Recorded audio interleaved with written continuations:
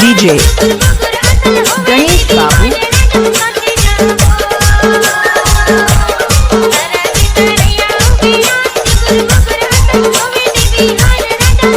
exclusive